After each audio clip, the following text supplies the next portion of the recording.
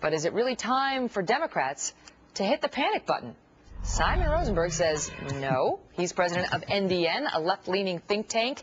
And Simon, you say the Democrats actually should be feeling pretty good right now. Why is that? Well, I think there's some evidence that the Democratic base is starting to come home. I mean, you've seen good polling in 5 or 6 major Senate races in Delaware and in Kentucky and California and Nevada for the Democrats. You've seen the congressional generic. Kentucky and Nevada, it's about tied. Yeah, well, there's a new poll out yesterday by Glenn Bolger, a Republican pollster, showing Harry Reid up 5 points in that race, and that's a Republican poll. So, you know, there's been a series of polls, and I think, Megyn, the key here is that this isn't a wave election. I mean, I think things are going to break down very differently in different parts of the country. I think the Republicans are going to make gains all over the country. There's no doubt about that. But I also think that you have to look differently at the different regions. The Northeast, the sort of Latin belt, and the southwestern part of the country, and the West are going to be strong for the Democrats. The Midwest and the South are going to be very strong for the Republicans. And so I think as we get close to the election, it's going to get a little bit more complicated. And there's no doubt that your point, that the Midwest is going to be much tougher for the Democrats this time, is definitely going to be true. What do you make of it, though? Because we look at these polls, and obviously they're favoring the Republicans in a number of states. As you point out, the Democrats doing a little bit better in other states. But at the end of the day, Simon, on November 2nd, the Republicans only need 39 seats net pickup to take back the House. The Cook report a few weeks ago put the projection at 70 seats turning Republican. So, I mean, even with some fluff built in there, you know, for switching back, how confident are you that the Democrats can hold on to control of the House and we'll still have a Speaker Pelosi on November 3rd? I don't think anybody knows what's going to happen in the House. There are so many races. I think the cycle is still soft. I mean, I think you're seeing, you know, for example, in Pennsylvania, Chris Carney, the Democrat, had a poll showing him ahead now after having been down. In Iowa, despite very bad poll numbers for the Democratic governor, Democrats are ahead in all 3 of the congressional races. So, you know, I think look, you know this better than anybody. It's been a very volatile cycle. I mean, you've seen establishment candidates in both parties are going to go down this time. Certainly a lot of Republicans did in their own primaries. The voters are upset. The economy isn't where they want it to be. They're angry. They were angry at the Republicans in 06 and 08. Now they're angry at both parties, a little bit more on the Democrats than the Republican side right now. But there's tremendous volatility. And I think until the economy starts to improve, we should expect this level of volatility to stay active in American politics.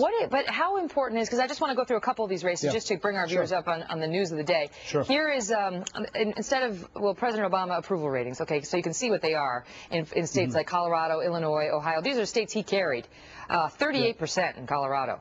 46% Illinois, that's his home state. 39% Ohio, 44% Washington, 41% Wisconsin. Wisconsin has turned into a state that's getting a lot of attention. The president's going to go there today to stump for Russ Feingold, who may or may not appear with the president, who's out there trying to raise money and gin up interest in Feingold. And the reason why he may not be there is because of that approval rating we just saw in Wisconsin. But look at that. He's losing to the Democrat by 8 points right now. This is a guy, 3-term incumbent, 3-term Democrat incumbent in Wisconsin. What's going on with Feingold? Well, I think in the older and wider and more conservative parts of the country, the Republicans are going to do well. And in the younger and more racially diverse parts of the country, I think the Democrats are going to do a little bit well. So I think we should expect to continue, as you point out, this sort of rust belt from Wisconsin to Pennsylvania is going to be tough sledding for the Democrats. They've had the economy's been very, very rough, and I think so I think it's going to be tough. But I do want to say that I think the most important thing I can say to your viewers is this election's not over. I mean, you know, in 1980, Ronald Reagan and Jimmy Carter were tied, you know, a week out, and then Reagan, you know, put the gas on at the end. And in 2008, September 15th, John McCain was still beating Barack Obama. So there's a lot can still happen here. And I think what's now happening with the voters is they're beginning to pay attention. The Democrats are making a better economic argument. Let me ask you this before I let you go. What you've seen is the Democratic numbers coming back a little bit and Republicans coming down a bit. Let me ask you this before I go. Two key things that could change the outcome on November 2nd. The enthusiasm level on the Democratic side, which has been flat so far, and the independents, right? I mean, aren't they just so key in what happens? Just looking at the latest approval numbers from independent voters for Barack Obama, 42% approve, 52% disapprove.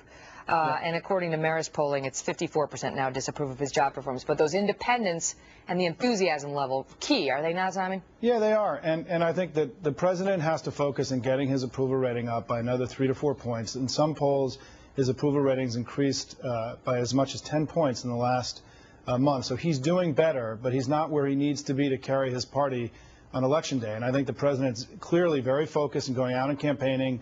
He's drawing a brighter contrast on the economy, which I think is working for him. And I think, I will say, Megan, one last thing is I think the Republicans' plans they've put out over the last 6 weeks have given the Democrats a lot to shoot at. I think that, to me, the basic argument the Republicans are making to the American people is they're going to reduce the deficit when they get into office, and not a single Republican running for Congress anywhere in the country actually can generate a plan that will reduce the deficit by a penny in the next 10 years. I think it's given the Democrats a lot to work with, so I think it's going to, look, this is going to be a rough and tumble last 5 weeks. Yeah. I'd love to come back and keep checking in the polls with you over the next few weeks. Well, why don't we do that? You're welcome. Great. Anytime. Thank you. Thanks, Simon. Thank you. Thanks for being here. Yep. Well, in New Jersey.